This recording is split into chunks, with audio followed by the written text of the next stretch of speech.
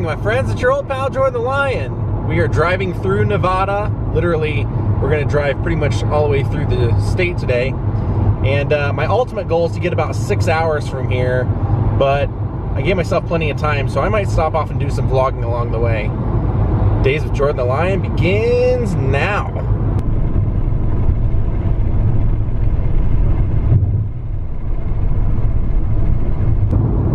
Coming to you from the Kingdom of Nye, west of the Rockies. Check this out. This guy's living in a boat. It's got a front door and everything. Small town living. We're in a town here called Goldfield.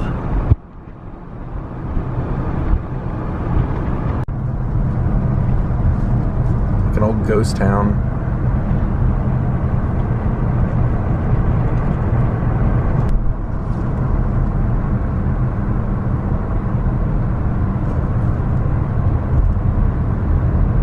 Look at the cars over here.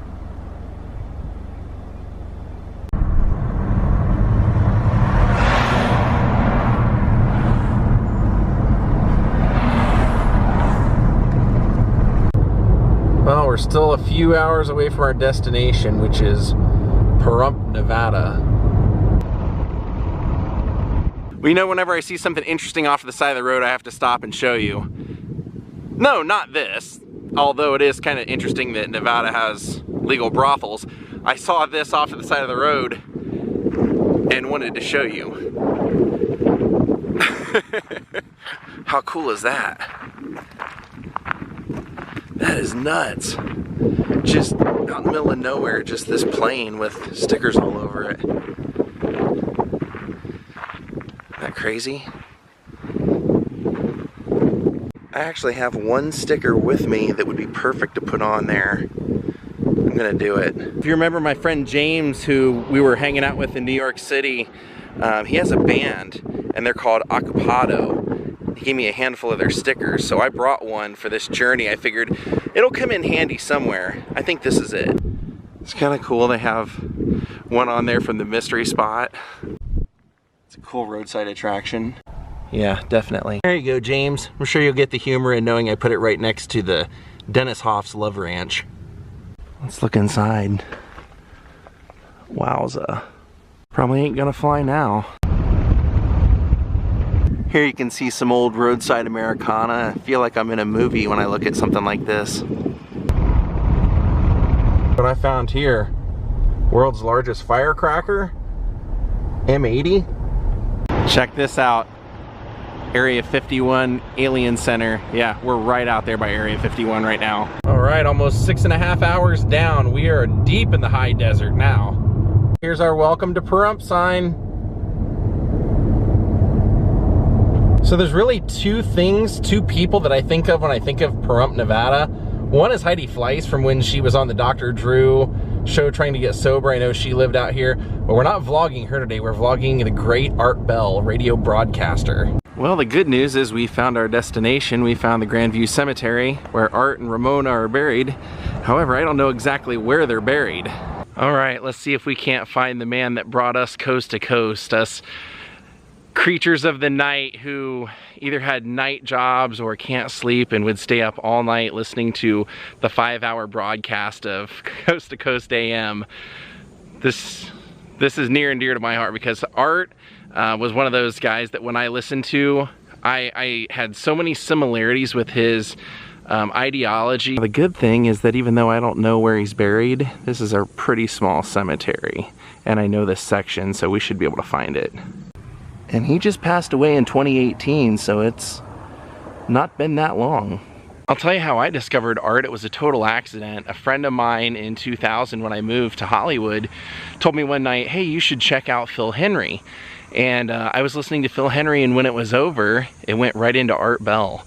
And I just got totally entranced by Art Bell. He had such a variety of content. I would listen night after night because he would talk about ghost stories, he would talk about UFOs, he would talk about Bigfoot, he would talk about Mothman. Anything was fair game, and he did not screen his callers. He would find very interesting guests, he would pre-interview them to make sure that they, you know, were legit, but then he would have them on as his guest, and then just take free form calls. And sometimes that was, in my opinion, what made the show so great, because the only thing better than, I think, sometimes people watching and just trying to guess as to what people's personality is like, is listening to them call in on the radio with a kind of a bizarre topic and then hearing everybody slant on it. Like my grandpa always said, you know, the world would be a very boring place if everyone were the same, and Art's show was definitely a good example of that. Well, here they are. Art and Ramona. I'd never actually seen Ramona until now. Well, she was pretty. So Art Bell had, basically, he was just a cult icon. There he is with his cigarette. See, it says beloved husband Arthur William Bell III, talk show host, father and friend in the night, whose voice shall be with us for all time. Art was destined for greatness. He really was. He was just a born leader. He said that he had a really bad childhood because his parents were both Marines, and they didn't really get along. So he said he just remembered his entire childhood being them screaming at each other. But he was a precocious kid. He got into a lot of trouble. He used to be into model rockets, so he would build his own model rockets and launch them, and he would make the ammo out of like matchsticks, and blew up part of his garage. He at one point blew up the gutters. He was trying to shoot a rocket out of his gutter spouting and ended up blowing it up like a like a bomb. But when he was 13, he got into ham radio, and someone helped him get his ham radio license, and that was where it all began. He went into the military, went into the Air Force as a medic, but while he was there, he created a pirate radio station on the base in Okinawa. And when he got out of the Air Force, he said, you know, this is what I'm gonna do. And he did everything in radio you pretty much could do. He did top 40, he did rock and roll, he did political, and what he said was the real changing point in his life was he said that he got to do the late nights when Larry King quit doing radio. He said Larry King was like the king of late night radio, and even he said Larry King has said, you know, maybe my biggest mistake in my career was quitting doing radio at night. But once he left, Art found a hole there. And like I said, Art found that, you know, if you just let the callers call in, sometimes that was the best show you could have. He said the guy that was doing the show before him would never take callers. He would just read the newspaper. But Art said, I realized that sometimes, you know, when you let people call in, they can be very intriguing. And I set a rule, you know, if they weren't entertaining within 3 minutes, then I'd move on. And I think that's why people really liked him. I think he was willing to talk about and humor things that other people would just write off as hogwash. You know, he would go in depth with someone who had been arrested trying to build a time machine. That was actually one of my favorites. Was he tracked down a 21-year-old who had been arrested for stealing transformers, telephone transformers, and he had originally started out trying to make like a big Jacob's ladder, and then it progressed into him trying to create a time machine. And during the interview, Art knows a lot of info about electricity and electronics, and every time he's asking this guy about precautions the guy's taking, everything the guy's saying, Art's like, yep, that's okay, that's what I would have done. To the point where, like I said, the callers are what made it really awesome, because he's taking calls during this, and one woman calls in and says, Art, I really have a lot of respect for you, but I can't believe that you're airing this. People are gonna build atomic bombs or something. I mean, he's going through step by step what he did. And then the next call, is the arresting officer, and the arresting officer's calling it and he's laughing about it. So it just kind of goes to show that Art knew, you know, what people wanted, and it was to hear other people. Now Ramona here was really a soulmate, and Art talked about her constantly, and how they got together is kind of interesting. They were both already married, and Art was doing the late night 1 a.m. show, and Ramona was a board operator for an earlier show at the same station. And they both were in kind of unhappy marriages where both of their spouses were not interesting to them and were very devoted to their work, but didn't really have an interest in love or the relationship. And so apparently the woman that Ramona was working for was trying to seduce Art and wanted to have a fling with Art, but kind of surmised after trying a little bit that Art wasn't that kind of guy. But Ramona saw him, and Ramona started to like him, and she would talk to him every time he came in, and he said she had a weird habit of always kissing me on the forehead when she said goodbye. And he said, I remember one time being on the phone with a friend of mine, and I was getting ready to start my show, and Ramona came to kiss my forehead, and I just went in and got her right on the lips and told her, I'm not interested in a fling, I'm gonna make you my wife. And so they both ended up getting a divorce, and as he said, almost before the ink was dry, they were married and they were soulmates. And I'll never forget the night that I tuned in and Art was completely shaken up because Ramona had died unexpectedly. Here you can see it was in 2006. My wife, my soulmate, my friend, my love, whose spirit remains in me with every breath I take. Now what's interesting is that Art got remarried like within the year, and he even took that on his radio show. He came right out. I mean, he went to Ramona was from the Philippines, and Art said he always had a love for women from the Orient his whole life. And shortly after Ramona had passed, Art met a nurse named Erin, a young nurse in her 20s. They fell in love, and as Art said, he believed that this was Ramona putting Erin in his life because he liked her right away, they got along right away, and he knew, Ramona knew, that Art needed someone to take care of him. And Art ended up moving to the Philippines for a handful of years, retiring from coast to coast, passing this show off to George Norrie. He would come back and occasionally do like the weekends and stuff like that, Sundays for a while, and then he had his own show, and he would come back and forth and retire. But it was he unfortunately passed away 2018, which caught everybody by surprise. I actually thought, you know, probably a heart attack because he was such a heavy smoker, and he always talked about that being his big regret in life. Said, yeah, I wish I would have never ever started. But it turns out it was a drug overdose. Like, he had 4 different very, very hard drugs in his system that were prescribed.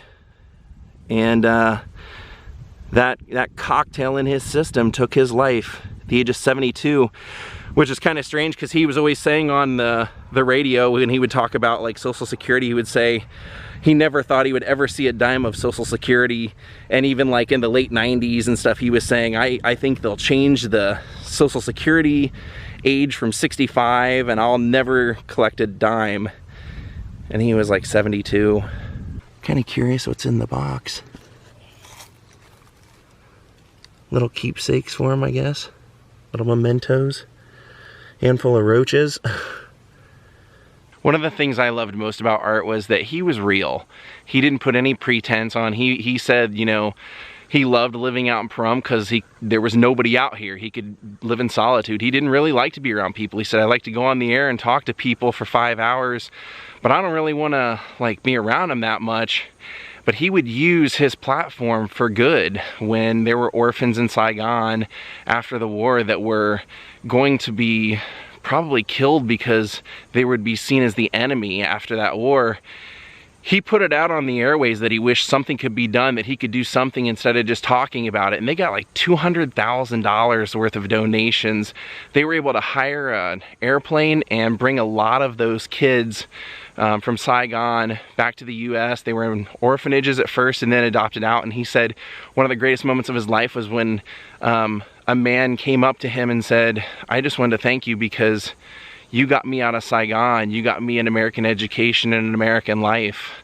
And he also, at one point, he used to tell this like kind of funny story where he would talk about this cat that kept coming out in the middle of the night at his property, and he could never see the cat, so he named it Ghost.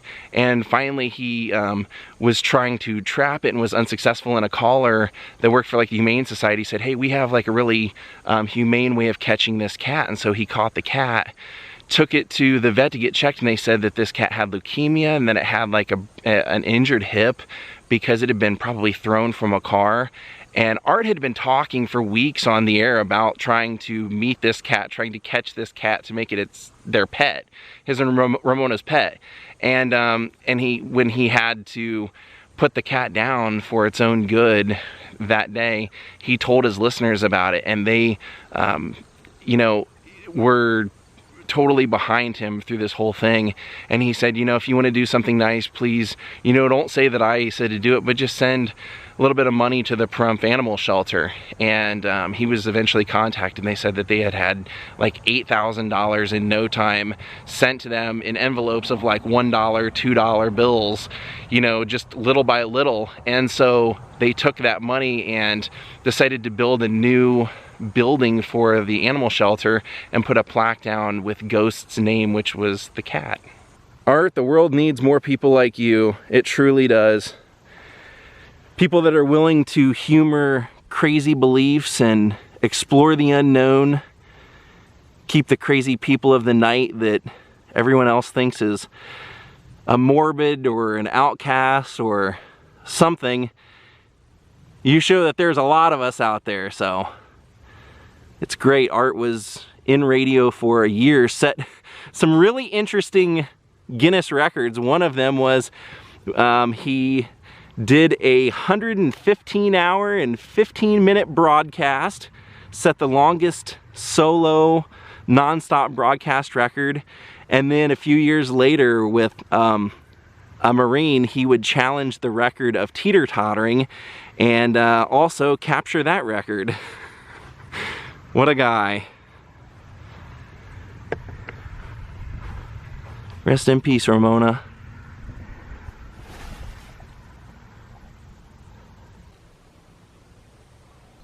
So Mr. Bell, if it's tradition to leave something here for you, and everybody's leaving it in that box, I've got something for you as well.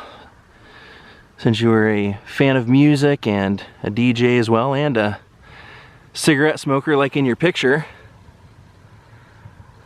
I brought you a Bob Marley lighter. Maybe you can use that. Now, we may have started out here at his grave, but we're not going to end here. There are a few things I want to show you in Pahrump that go hand in hand with Art Bell. So where we are now is radio station KNYE. They currently are the broadcasters out here in Pahrump of Coast to Coast AM, but this was originally in 2002. This was Art Bell's station. He founded this station. This is the Kingdom of Nye, so you have to love that the call letters are KNYE right there. But he made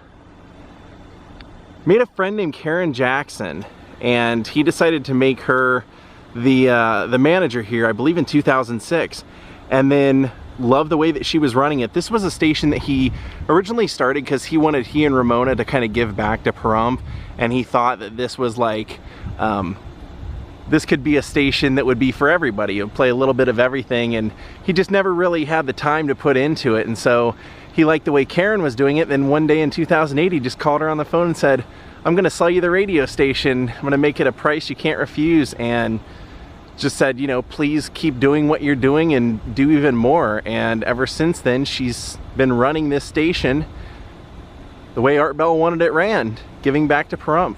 Thought that was kind of a cool thing. So they do a little bit of everything: music, talk, little bit of everything.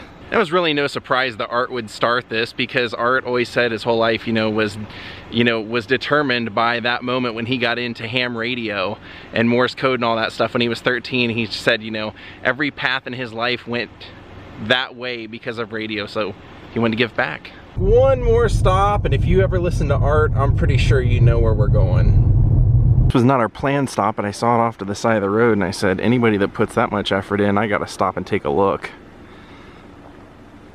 That's interesting. See that skeleton sitting over there? The campfire. Interesting.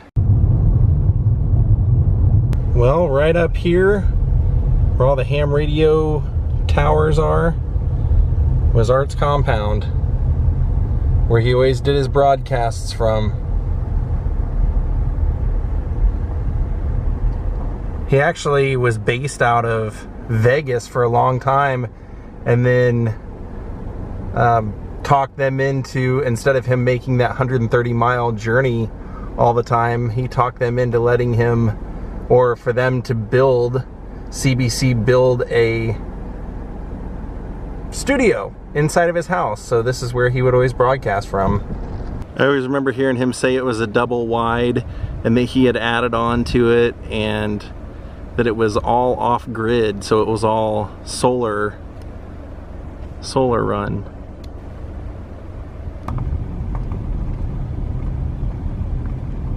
Well, my friends, we're gonna call it a day. I wanted to thank Howard Smith and Gerard Vincent for becoming my newest Patreons, and I hope that you, if you haven't heard Art Bell, you will go check him out on, a podcast platform or on YouTube or something. He was fantastic, and it was really cool for me to just get to see where he lived and broadcast from, because for decades, I mean, he was a staple on the late night, and to know that he would wake up and just go to the next room and do his broadcast. One of the funny stories that actually happened there, he told in his book, was that he said that he went to do the broadcast one night and then realized there was no audio coming out, and so he said he went and found the cable that he had ran under the house and started pulling on it furiously, and he said all of a sudden this thing comes out and it had been like cut in half, and he realizes that some critter had gotten under the house and sliced through it. So he said the next day he was so mad he grabbed his gun and went under the house crawling around looking for whatever it was, and he said I figured if this thing had a taste for metal and rubber, it was gonna get metal and rubber all right. And he said I never did find it, but he said ever since then I never ran the cables under the house anymore because of all the rodents out here. So anyway, I hope you guys enjoyed this vlog on the great Art Bell. From the kingdom of Nye. We're gonna call it a night.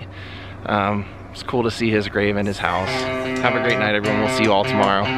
Goodbye.